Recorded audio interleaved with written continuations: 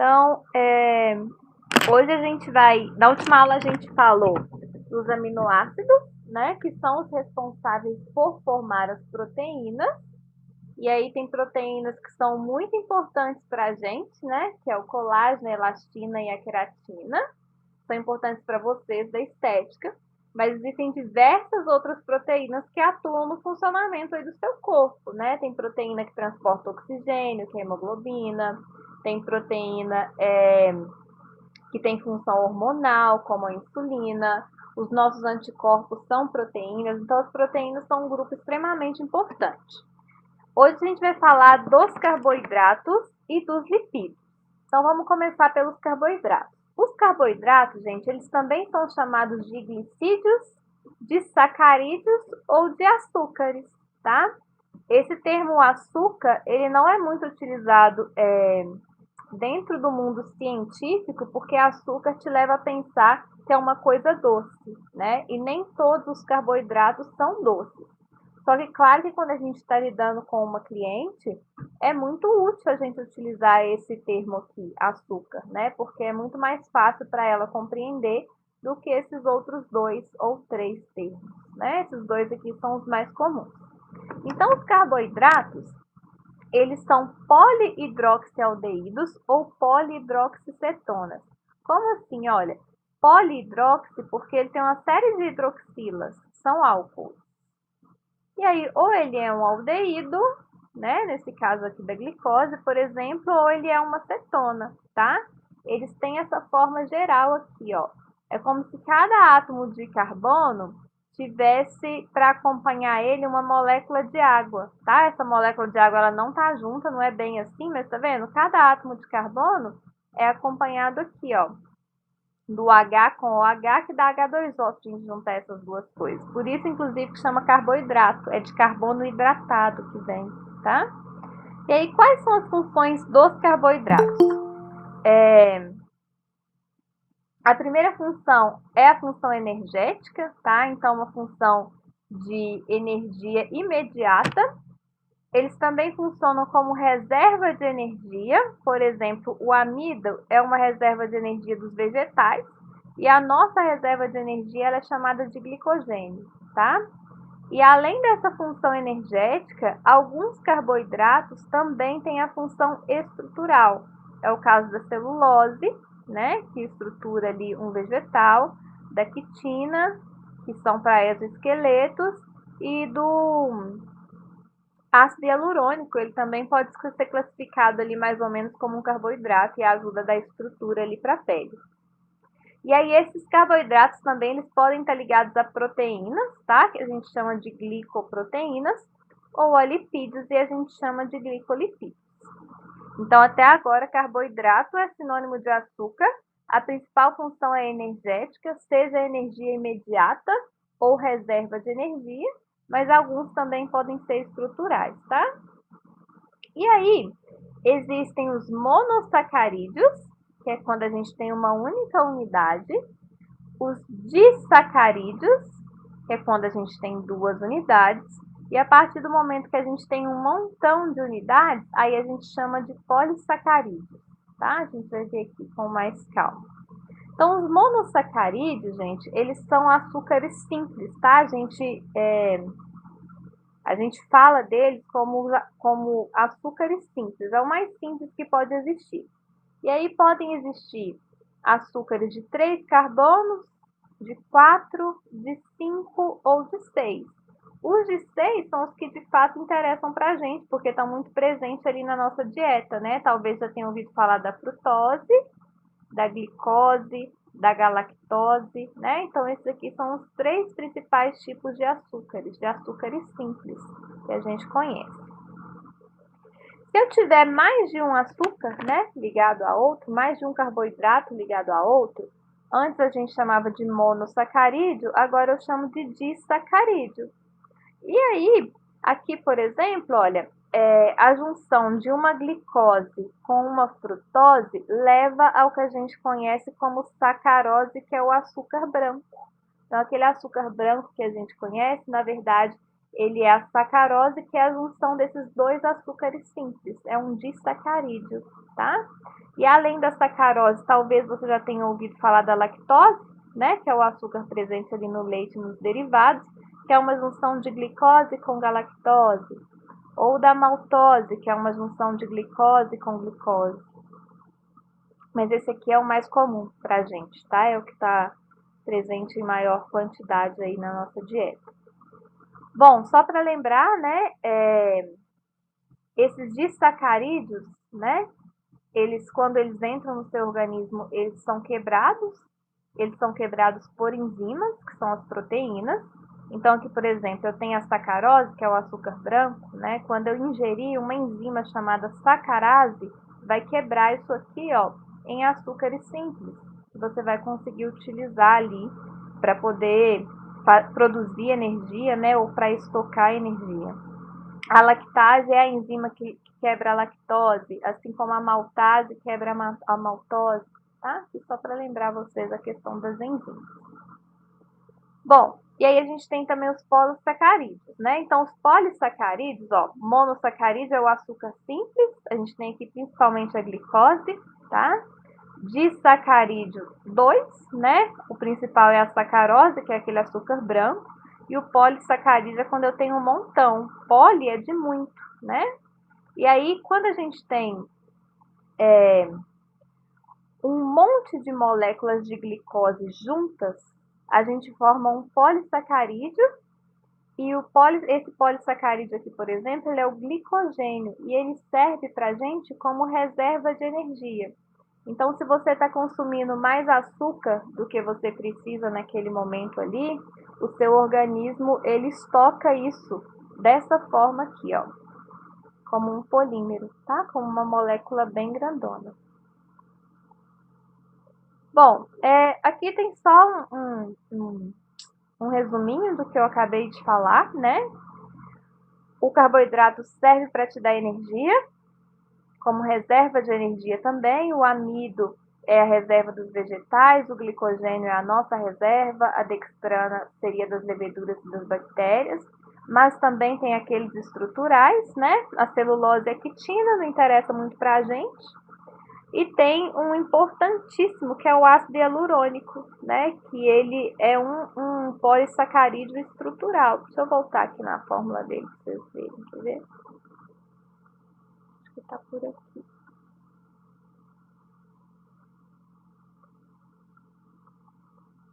Aqui, ó. Esse aqui, por exemplo, é o ácido hialurônico, tá? Ele é tem aqui 6 carbonos. 1, 2, 3, 4, 5, 6. E ele também é um polissacarídeo. Um açúcar, um tipo de açúcar. Na verdade, ele está associado a uma proteína, mas a gente pode chamar ele assim, não tem problema não. Peraí, deixa eu voltar lá onde eu estava.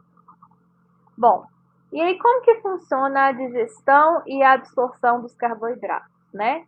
Os principais carboidratos que a gente consome é o amido, a sacarose, que é o açúcar branco, e também a lactose. Os outros carboidratos a gente consome, mas em pequenas quantidades. O glicogênio não é tão comum de você consumir. A glicose livre também a gente não costuma consumir, né? Ela sozinha, isolada.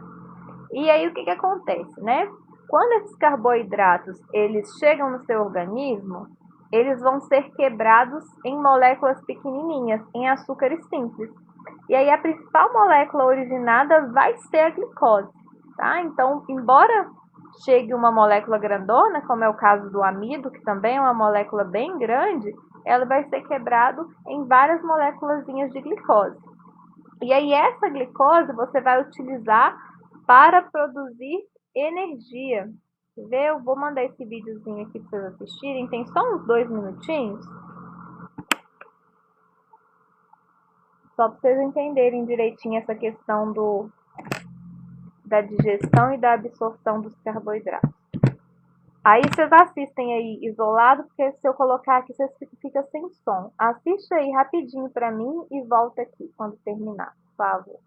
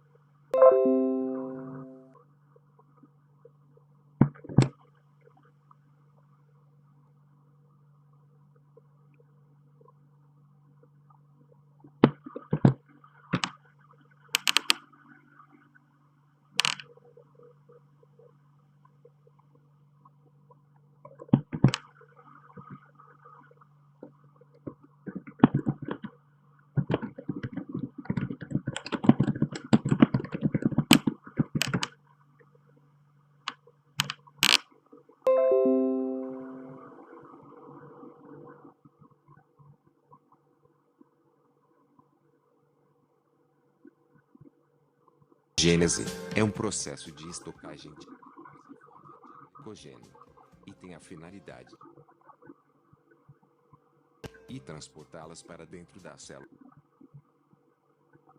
Glicogênio muscular e também armazena no fígado, que chamamos de glicogênio hepático. Já o glucagon é produzido em momentos de hipoglicemia, ou seja, quando a quantidade de glicose no organismo está muito baixa. Geralmente ocorre em jejuns ou longos intervalos entre as refeições, podendo causar tonturas, fraqueza, dores de cabeça e até desmaios. Isso é um sinal de que falta glicose para o cérebro, já que o cérebro é um órgão que depende exclusivamente de glicose na obtenção de energia para suas células. Em sinais de o pâncreas irá produzir o glucagon com o objetivo de transformar o glicogênio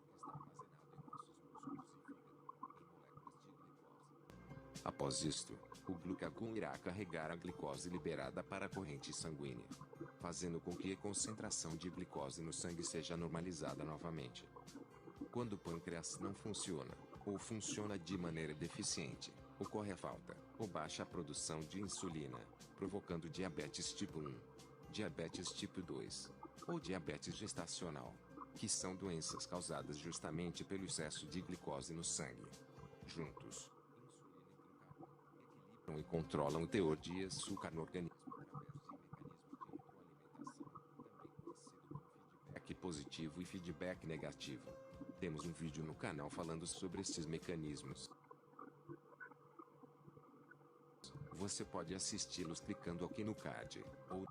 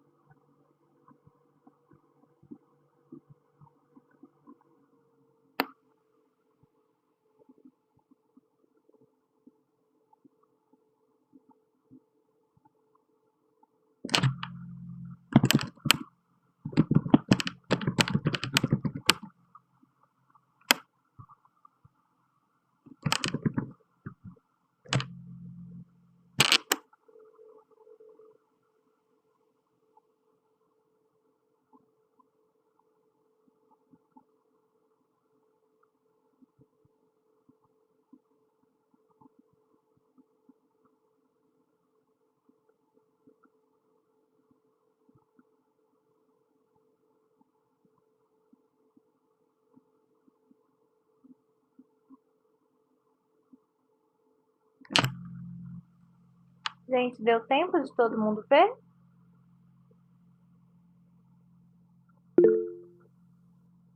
Sim? Então tá, então sempre que a gente consumir algum carboidrato, ele vai ser quebrado. Tá, deixa eu esperar mais um minuto então.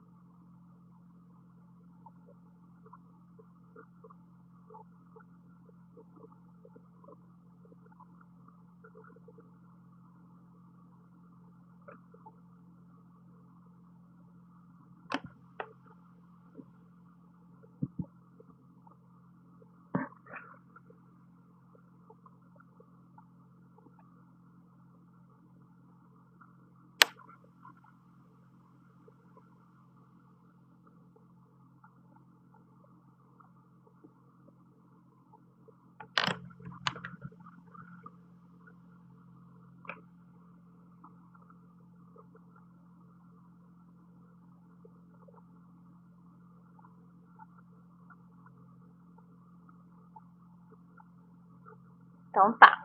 Então sempre que a gente ingerir um carboidrato, ele vai ser quebrado em carboidratos simples, né, que são os monossacarídeos, principalmente a glicose. Essa glicose, ela vai ser utilizada para te dar energia de forma imediata, porque o tempo todo a gente precisa de energia, né, para falar, para manter a temperatura do corpo e tudo mais. Então a glicose vai ser utilizada para te dar essa energia de forma imediata. Se tiver muito, né, se tiver excesso de glicose, aí o seu organismo vai estocar isso em forma de glicogênio, para ele poder utilizar quando você não estiver se alimentando, né? Quando você passar um período maior, um intervalo maior sem alimentação. Provavelmente vocês já perceberam que às vezes a gente está com muita fome, né? E aí, se você ficar sem tempo, se você passar, você ficar com muita fome e depois de um tempo você não comer, aquela fome ela desaparece. Já repararam isso? É justamente o seu organismo repondo, né? Já que eu preciso, ele te avisa, olha, eu tô com fome, eu preciso de glicose. Se você não dá esse carboidrato, né, esse alimento do seu organismo, ele tem estoque, né? E aí é nesse momento ali que ele ativa o glicogênio, ele quebra o glicogênio e você para de sentir fome, tá? Então tá bom. E aí, então, pra gente lembrar, né, a principal função do carboidrato é produzir energia, tanto de forma imediata, como ele também serve como estoque, né? Então ele é a nossa fonte primária de energia. Então, toda vez que uma célula do nosso organismo estiver precisando de energia, ela vai optar por utilizar uma glicose, tá? E aí o que acontece, é claro que não é simples assim, é um processo cheio de etapas, mas o que acontece na verdade é que essa glicose reage com o oxigênio que você está respirando, isso libera gás carbônico, água e energia, que é o que a gente utiliza, tá? Esse processo aqui acontece lá dentro da mitocôndria. Não sei se vocês vão lembrar lá do módulo 1, acho que vocês chegaram a estudar esse negócio aqui em citologia. Não chegaram? Sim? Então tá. Agora, o uso dos cosméticos em o uso de carboidratos em cosméticos, gente, desculpa. Bom, de forma geral, os carboidratos, eles são ótimos hidratantes. Sabe por quê? Porque para ser um bom hidratante, tem que reter a molécula de água, né? E aí esses grupinhos aqui, ó, essas hidroxilas aqui, ó, elas fazem ligação de hidrogênio com a água. Então, elas têm uma capacidade muito alta de reter água, tá? É o caso lá do ácido hialurônico. Deixa eu voltar nele aqui de novo. Tinha colocado ele lá na frente, né? É o caso, por exemplo, do ácido hialurônico, né? Por que que ele retém tanta água? Justamente por causa dessas hidroxilas aqui, tá? Então, os carboidratos, de forma geral, eles são usados em cosméticos porque eles são excelentes hidratantes. Bom, alguns deles também podem ser usados como espessantes, é o caso da celulose, né? E alguns outros ali têm atividades específicas ali como estimulante, que vai acabar ajudando na síntese do colágeno e da elastina, tá?